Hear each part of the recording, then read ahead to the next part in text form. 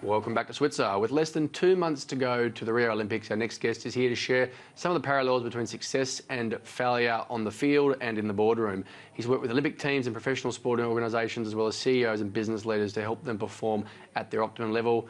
Gavin Freeman from Business Olympian, welcome to the show. Thank you. So, Business Olympian, tell us what you guys do. So really our focus is looking at high-performing individuals, but not just the way they perform. We're looking at how they perform under pressure. Okay. And for us, the fundamental difference between good and great is not a technical skill. Okay. It's your ability to perform consistently under that pressure. And so we see some organisations fail because they're not able to work within the context of that kind of an economic environment. Yeah. And so what was the motivation for starting the business? And tell us a bit about your background working with in sport, relevant with obviously the Olympics, not far away. Yeah, Rio. How did this whole business sort of develop?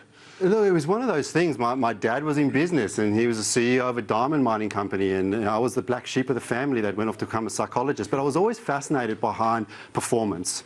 And in my mind, performance on a sporting field is no different from performance as a musician or as an artist, but it's also no different from the performance of a trader or a journalist. Somebody who's got to be able to work on their skill, work on their talent, and deliver it when it counts. Yeah.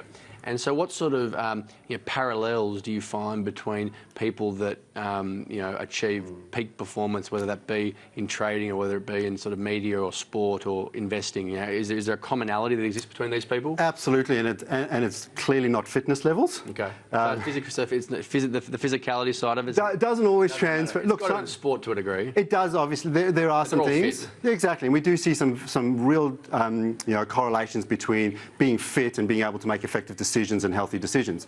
But realistically, there's a couple of characteristics we see in elite athletes and that we see in high-performing individuals. Yep. And it comes down to their level of discipline, being able to do what they need to do, but also making sure that they've got authority over the accountabilities and the decisions that they make. They've got what we call it a sustained appropriate focus. So it's not just a focus, it's actually sustaining it, particularly through the tough times, and it's appropriate. They're on task and on song, as we say.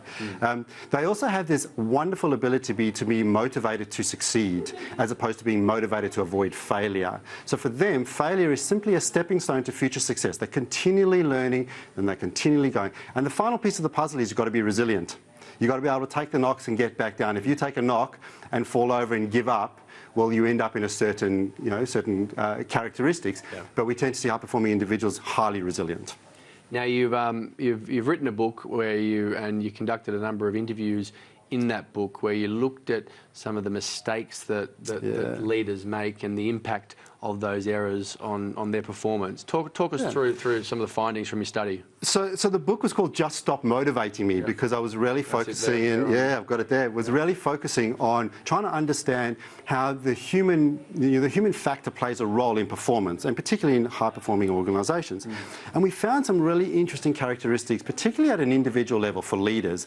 One of the biggest factors for leaders was their ability to be authentic and consistent, but more than just what we hear, the rhetoric as we hear out in the media all the time. It's that there is no such thing as off the record or behind closed doors. And there was this great story of a senior leader who, during a particular tough time, was saying certain things out into the market, saying certain things to his organisation. But in his boardroom and in his executive room was saying something different. And unfortunately, the impact of that on his executive team was he lost the respect and he lost the credibility with his team internally, and the entire team fell apart. So it was a really interesting insight that he was putting forward one thing, but behind the scenes, something else was happening. So that's probably that one thing. It's recognising as well that... True to label. Yeah, but you've also got a shadow, and it's recognising your leadership shadow, how far it goes, and the magnification of that shadow. So your impact has a far greater reach than you often realise. The other piece, the other area which was really fascinating was how we deal then with talent, so how those individuals deal with talent that's in the workplace. And one of the guys shared a story with me which just rings true so often. He had a high-performing individual and he thought, I'm going to stretch this person. So what did he do? He took this individual out of their environment, put him somewhere new, and said, off you go and perform. Now, that person didn't perform as well as when they were a high performer, as you would expect. Unfortunately, they were evaluated on their previous performances. So here was this poor person being, performance managed because they weren't up to task, because they weren't replicating what they did. Unfortunately, that person then ended up leaving the organisation. So here's an organisation who's lost up high performers simply because the leader didn't realise that you need to find ways to drive and push your high performers. And then, what are some of the ways in which leaders can, because obviously everyone makes mistakes. Sure. What are the ways in which they can come back and respond to those mistakes? Any sort of mechanisms that they can apply there when they stuff up? Well, and politicians would never do this, but one of the fascinating things we do see it play out in politics a lot is well, in fact, they don't do it, is the concept of ownership of error. Putting your hand up and saying, I've actually made a mistake. But more importantly, not just saying I've made a mistake, forgive me, it's I've made a mistake and here's what I'm going to do to remedy it. I'm actually going to come forward and demonstrate to you the authenticity and the consistency in my behaviour. Being able to take that ownership takes a big person at times, but it also shows your great leadership. And it's got to be the number one thing on my list. Second thing is have that plan in place. Make sure that you're able to articulate how you're going to make amends for whatever it is you did. And realistically, it's ask for the forgiveness. If you don't ask for it, you're never going to get it. And before we go, what would you say, I guess, are the sort of defining criteria of a high-performing organisation?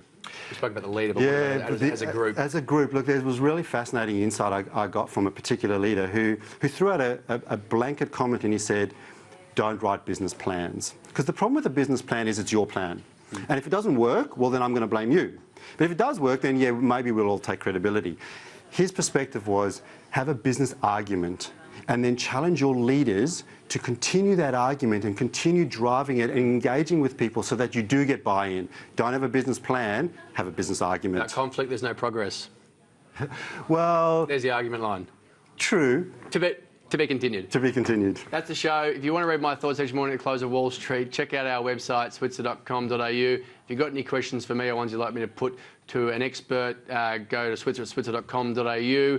That's all we've got time for. I'm Marty Switzer, and you can get me on Twitter, and the handle is @MartySwitzer. Thanks for watching.